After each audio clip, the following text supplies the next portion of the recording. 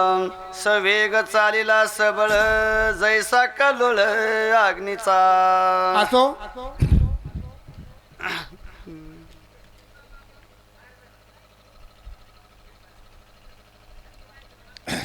आतापर्यंत सर्व कथाभाग सर्व श्रोत्यांनी ऐकला, सूचकांनी सांगितला तसा तो कथाभाग असणारा.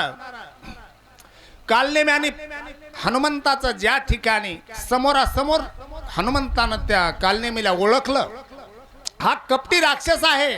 अप्सरेने बरोबर आपल्याला सांगितलं हा कोण आहे, म्हणून त्या ठिकाणी आपल्याला राम भक्ताचं असणार कपट धरून त्याने आपल्याला फसवलं. याचे हनुमंताला तर राग भरपूरच होता, पण प्रभू रामचंद्राच्या कामासाठी विघ्न आणणारा हा राक्षस हा किती कपटी आहे, किती वाईट आहे, चांगल्या कामात अडथळा आणतो. त्यासाठी हनुमंताला खूप राग आला. केस पिंजारले, डोळे रक्तासारखे त्या ठिकाणी लाल बुंद झाले. चौताळला काय होतंय?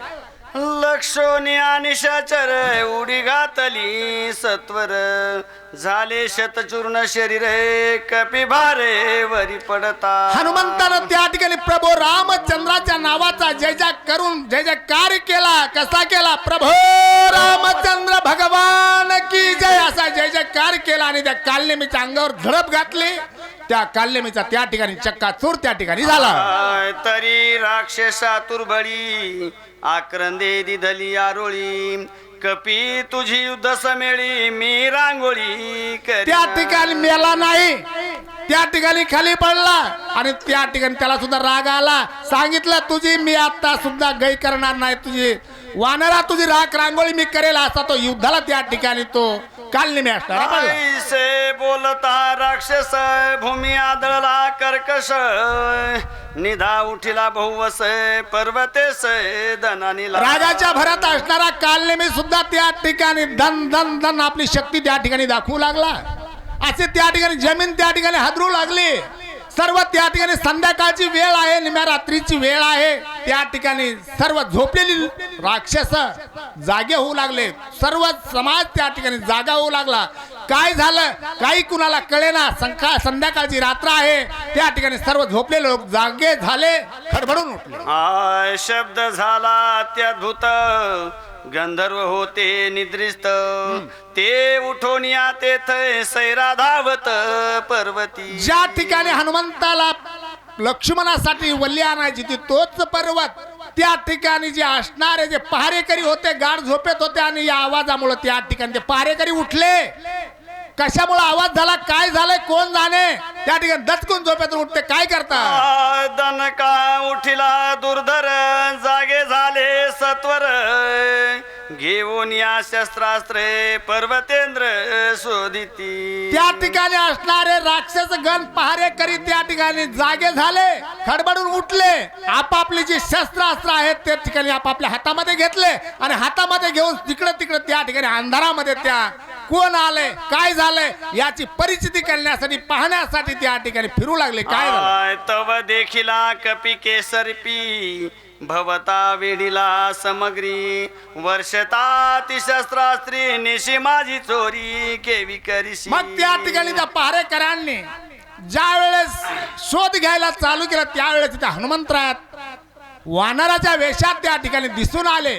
सर्व पहारेकरी त्या ठिकाणी त्याच्या जवळ आले, वेढा टाकला, विचारपूस करू लागले. चला तू कोण कैचा कोण आहेसी मध्यरात्री का आलासी पर्वती सैरा विचारसी आज्ञा कोणासी पुशिली. जो पहारेकरी उठले पहारेकऱ्यांनी त्या हनुमंताला वेढात टाकला, विचारू लागले तू कोण आहेस, कुठं आलास, येण्याचं कारण काय, कशासाठी आला सांग. या ठिकाणी तू आम्हाला वेगळाच दिसतोस, कारण काय आहे तुझा परिचय दे असं त्या ठिकाणी ते पहारेकरी हनुमंताला बोलू लागले. निशी मध्यान अंधारी तू विचारशी शिरगिरी शिखरी पर्वताकार शरीरी कोण धरेवरी पाळीला असे. मग त्या ठिकाणी तू जे असणार तू बलाढ्य दिसतोस, सर्व जे असणारा शूरवीर दिसतोस. या ठिकाणी तू कुठल्या कारणाला आलास, तू तस्कर दिसतायस, कुठली तरी चोर आहेस असं म्हणून त्या ठिकाणी त्याला हनुमंताला दंडू लागले ते पारी. एक म्हणती पुसता काय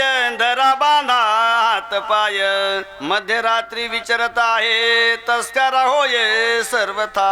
मग त्या ठिकाणी जे पहारेकरी होते ते सगळे शहाणे थोडेच असत, कुणी हौशे गौशे नवशे सगळेच असत. अरे मला विचारता कशाला, धरा बांधा हातपाय सर्व त्या ठिकाणी त्याला पकडू लागले.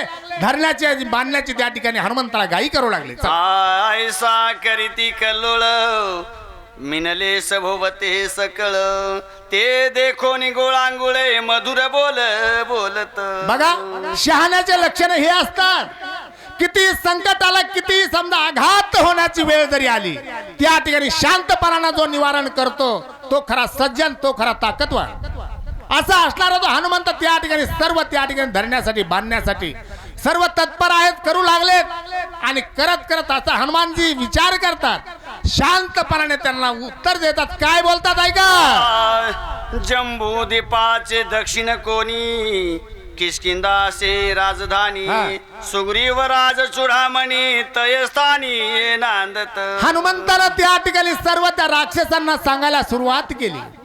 दक्षिण दिशेला जम्बूद्वीप नावाचा एक देश आहे. जम्बूद्वीप म्हणजे आपलं भारत देशाचं हे पहिलं नाव आहे जम्बूद्वीप. त्याच्यानंतर आपला भारत देश नाव पडलं. तसं तिथं एक असणारा तो सुग्रीव नावाचा राजा आहे आणि तो त्या ठिकाणी किष्किंधा नगरीमध्ये नांदत आहे. इथून चालू करतात सांगण्यासाठी. काय काय बोलतात ऐका. त्यासी सख्य श्रीरामेशी स्वामी मानी श्रीरामासी तन मन अर्पिले भक्तीशी वानरासी अति प्रेम.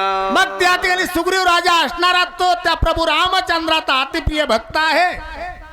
तो अतिप्रिय मानतो आणि सर्व वानर सेना असणारी त्या सुग्रीवाच्या ताब्यात आहे, सुग्रीवाच्या मुठीत आहे.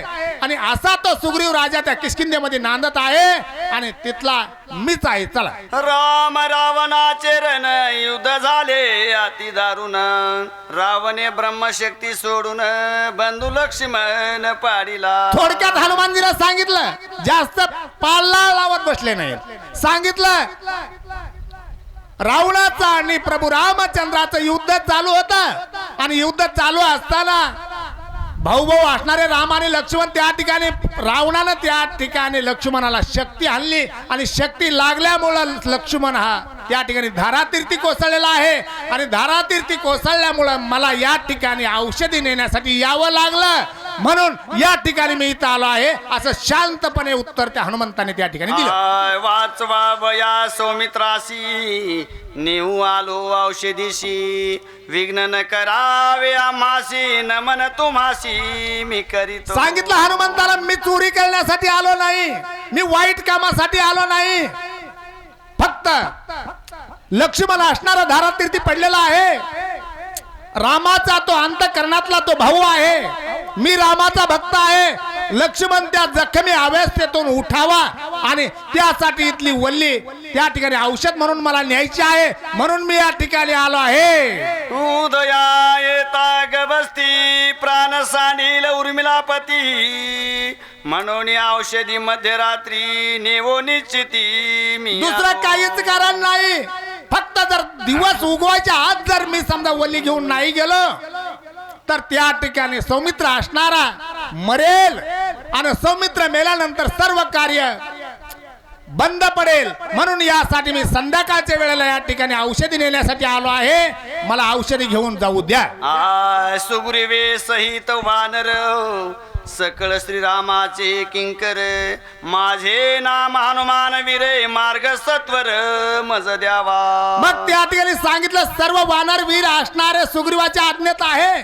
मी सुद्धा सुग्रीवाच्या आज्ञेत आहे. सुग्रीवानं मला आज्ञा दिली औषधी घेऊन ये म्हणून मी या ठिकाणी आलो आहे. माझं नाव हनुमंत आहे म्हणून मी औषधं घेतो आणि माझ्या कामासाठी मी जातो. मला आडवं येऊ नका असं हनुमंतराय त्या ठिकाणी. पुढील वाचक सहदेव डाबकर आणि सूचक आहेत विलास डाबकर गांजपूर. चला.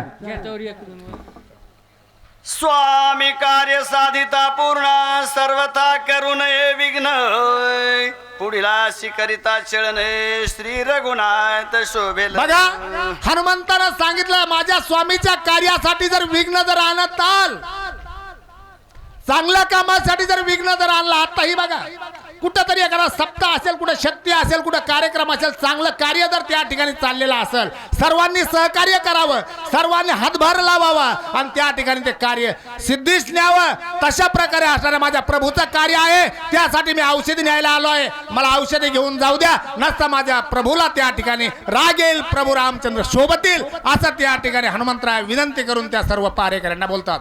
पुंडलिका वरदे हरी विठ्ठल श्री ज्ञानदेव तुका. सर्व वाचक सूचकाला विनंती, वेळ भरपूर